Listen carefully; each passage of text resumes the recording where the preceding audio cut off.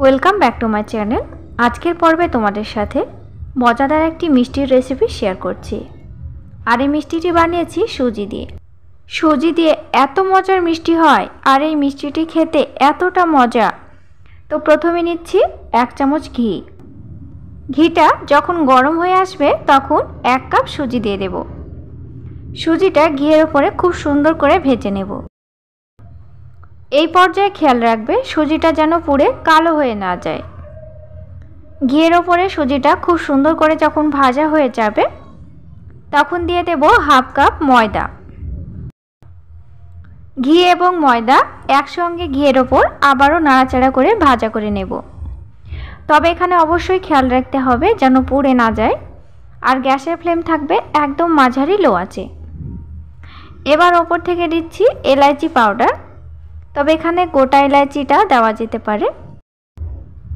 এলাচিটা দেওয়ার ফলে মিষ্টিটার স্বাদ, গন্ধ সবই কিন্তু অন্যরকম হবে, খেতে ভালো হবে। এবার দিচ্ছি পরিমাণ মতো জল। তো এখানে আমি 1 কাপ সুজি আর 1/2 কাপ ময়দা দিয়েছি, তো এখানে 3 কাপ জল দিলাম। জলের পরিবর্তে দুধটাও ব্যবহার করতে পারো। আরও 1 চামচ ঘি দেওয়ার ফলে ময়দার ডোটা খুব সুন্দরভাবে তৈরি হবে এবং কড়াইতে লাগবে না। খুব গরম অবস্থাতেই হাতে ঘি লাগিয়ে নিতে হবে এবং ঠিক এইভাবে চটকে মেখে নিতে হবে। গরম অবস্থাতেই মেখে নিলে ময়দার ডোটা খুব মসৃণ হবে। ঠান্ডা অবস্থাতে ময়দাটা যদি মাখতে যাও তাহলে ময়দার ভেতরে কিন্তু শক্ত অংশ থেকে যাবে। তো একটি শেপ দিয়ে নিচ্ছি। বেশ মোটা করে কিন্তু মিষ্টিগুলো তৈরি করতে হবে। তো আমি একটা শেপ দিয়ে নিলাম। এবার মাঝ বরাবর কেটে আমি কিউব করে কেটে নিচ্ছি। তবে এই মিষ্টিগুলো তোমরা গোলাকৃতি করতে পারো বা চারকোনা করতে পারো, সেটা তোমাদের পছন্দের ওপর নির্ভর করবে। মিষ্টির জন্য একটি সিরাপ তৈরি করে নিচ্ছি। সিরাপের জন্য নিচ্ছি 2 কাপ জল এবং 1 কাপ চিনি। অবশ্যই একটি এলাচ দিতে হবে। এলাচ দিলে কিন্তু খুব সুন্দর একটা ফ্লেভার আসে। অনবরত জাল করে চিটচিটে একটি সিরাপ তৈরি করে নিয়েছি। আর এদিকে মিষ্টিগুলো খুব সুন্দরভাবে তৈরি করা হয়ে গেছে। সাদা তেলের ওপর খাস্তা করে ভেজে নিচ্ছি।